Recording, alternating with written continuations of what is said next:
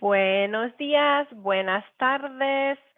Son las 12. It's 12 o'clock, so it's time for our last community Spanish of this week on our new schedule that we started for the Monday, Wednesday, Friday at 12 p.m. slot. So it's our last one for this week, but please feel free to tune in again next week for our next round of videos. Again, the same Monday, Wednesday, Friday schedule at 12 for the community Spanish. And then we also still have all of the children's Spanish and children's French videos happening each day at 10:30 and 11. So there's lots of content to tune into.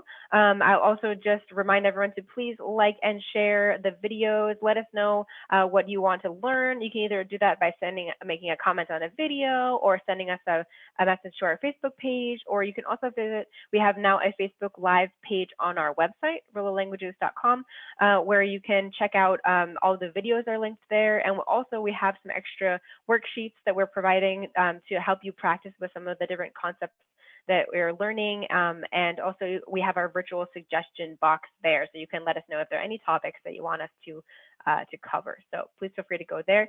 And I'll do one last plug also, since our May classes are starting up this weekend and next week. So if you want to jump into a class, please feel free to go to the website also to check out the class schedules.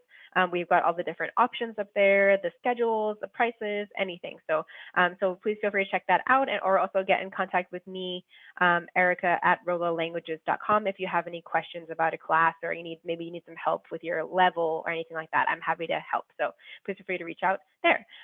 So without further ado, we're going to get into the lesson for today. Now, what I'm going to be doing is a remake. I tried to go live on Wednesday, but unfortunately technology was against me, and the broadcast just did not work. So I'm going to try to, and got cut off, only a couple of minutes into my lesson. So I'm going to try to start fresh today and give you the full lesson exactly as I had prepared it.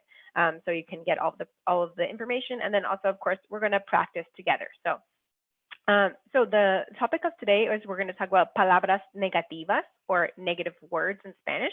It's kind of a broad category, but we're going to look at some different examples. And this is something that you can really help you if you're a beginner student or even more towards the intermediate level. Everyone needs to use these negative words. So it's a super useful lesson for really anyone. So let's get into some of the information. So I have here, I'm going to share my screen. So we're going to look at some different categories of things. And then, as I said, of course, practice. And then I'm going to post up on our website another worksheet in addition to this, so that you can continue to practice on your own and make sure you're feeling comfortable with these concepts. So first one is for talking about with verbs or action words, how to say the kind of the equivalent of saying don't or doesn't in English. So our example sentence here, we're just going to use the word no and put it in front of the verb. So we say she doesn't speak English. Again, that's the English version of the sentence. We say ella no habla inglés. So you can see the no is just going before the verb. So that's how we know where to place it. And that would be, again, the equivalent of saying don't or doesn't. So if I want to say, for example, I don't speak English, it would be yo no hablo inglés. You don't speak English. Tú no hablas inglés. So you can see the pattern of where you put the no to explain if it's a negative of the verb, the action. Okay, so that's for verbs. Next one we have to go down. I have this little list to help keep all the information together in your mind. You might know some of these words already, but I think it helps to see them kind of laid out in front of you, and you see all of the opposites or the contrasts listed together. So, for example, we have on the left side we have our positive words, our affirmative words, and on the right side we have our negative words. So on the left, we have first the word algo, which means something. And so the opposite, this is one that many people know already, even if you've never studied Spanish, we have the word nada, which means nothing. So algo and nada, these are opposites. Now for somebody or someone, we have alguien, okay? And then the opposite for nobody or no one is nadie. So make sure this sounds different when you pronounce between nothing and nobody. So we have nada and nadie, so they have a different ending. Okay, so alguien and nadie for somebody or someone, and nobody or no one. Now for the next one we have, this is like how we can say some or any sometimes. Again, this one, it sometimes is a little bit hard to translate these exactly into English because they just work differently in Spanish. So they don't fit our English words exactly. So we have a word like algún, which we would put in front of a masculine singular noun, or we have alguno, algunos, alguna, algunas. So we can see this word has to go with what it's describing. Is the thing masculine or feminine? Is the thing singular or plural? So that's why we have different options for these words depending on what thing we're describing. And then the opposite for the negative is the same way. So we have ningún, ningún, ninguna, ningunas, ninguno, ningunos. Okay, so for this kind of like for none or like not any. That's usually how we can kind of, again, roughly translate it. Then we have the word siempre, which is always. So then the opposite of siempre or always is never. Never in Spanish is nunca, nunca. Okay, so that is the way we say siempre and nunca. Okay, now for the next one, we have the word also and then like neither or not either. So we have también for a positive also. So like if I say, for example, I like chocolate, and then you say, oh, I like chocolate too. Me gusta el chocolate. And you're like, me gusta el chocolate también. I like chocolate too. Or I like chocolate also. Now for the negative, we have if it's something like I don't like this thing, and you say, oh, I don't like it either, then we use tampoco. So again, with our same example of with the chocolate, so I can say, no me gusta el chocolate. I don't like chocolate. And then you say, no me gusta el chocolate tampoco. I don't like chocolate either. So again, we can translate it as either if it's like not either, or neither for the negative. So también and tampoco. Now, the last one we have on our list here is to say either or in Spanish, o or o. So for example, if I want to say like, I like chocolate or cake, okay, me gusta el chocolate o el pastel, which I get a kind of rough example of o and o. But for if it's I don't like neither chocolate nor cake, no me gusta ni el chocolate ni el pastel. So that's how we're going to do the kind of double negative. So two things you don't like. So we use ni and ni. Okay, so we can see here's a whole list of words that we can use for different situations, whether it's nothing, nobody, none, never, neither. So let's repeat these together. Just make sure, again, they're sinking into your head. So we have nada, nadie, ningún, ninguno, ningunos, ninguna, ninguna, nunca, tampoco, ni. Okay, so there's all of our negative words. Now, a couple notes before we get to our practice. So negative words, we could put them either in front of the sentence, like in front of the verb, like these ones, like nadie come, nobody eats. So we can see nadie is going in front of the verb, or Camila tampoco quiere comer. Camila doesn't want to eat either.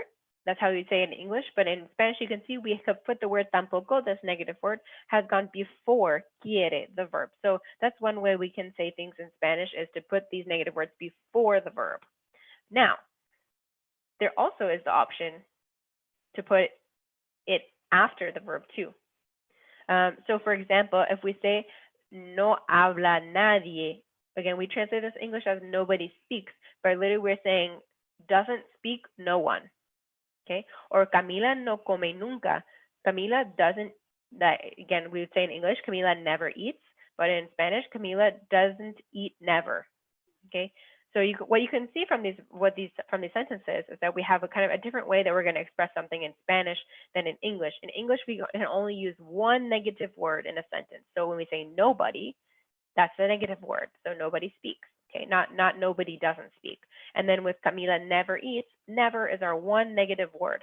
Now in Spanish, it's very different. So in Spanish, you actually have to have, in general, two negatives. So that's the way you should put it. So you as I said, have in the next point here, you don't want to combine in Spanish positive words and negative words. In Spanish, they should be either all negative or all positive. So that's why we say no habla nadie and no come nunca, because we need to have this double negative, okay? So, for example, with a sentence, so in English, we would say Maria doesn't need anything. Again, doesn't is our one negative word, and so anything is a positive word, again, in how we say it in English. But in Spanish, we have to say Maria no necesita nada. So we have both the negative words no and nada, okay? So this is really important that we must say it with the double negative in Spanish. Technically, if we do with one positive word and one negative word in Spanish, it would be incorrect. So now, most important thing is to get to the practice, the ejercicio, the exercise. And so as I said at the start of the video, we're going to do these ones together. I'll help guide you through, and then I'm going to put some more practice up on the website so that if you want to practice on your own, you're totally welcome to do that. And also, again, welcome to share the page or the videos with anyone else who you think might enjoy them, or maybe if they have a specific topic they're struggling with, then you want to pass along this practice and this information for them. So feel free to write in the comments your answer, or again, you can just think it to yourself, or if you want to write it down, that any way it works for you. But if you have if you want to answer, I would be happy to see your answers in the comments.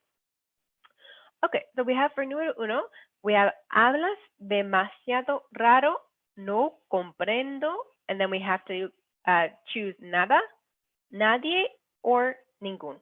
Okay, so just to make sure we understand first what the sentence is talking about, and that will help us to guide us to the right answer. So hablas, from tú hablas, you speak. Demasiado raro, like too strangely, too weirdly. Yo no comprendo, I don't understand. So then we say no comprendo nada, no comprenda nadie, or no comprendo ningún. What do you think would work best? So we'd be saying I don't understand nothing, I don't understand no one, or I don't understand none. What do you think would be the right one? So if you said nada, that's the correct answer. So we should say no comprendo nada, as in I don't understand anything. No comprendo nada, I don't understand anything. Okay, let's try number two.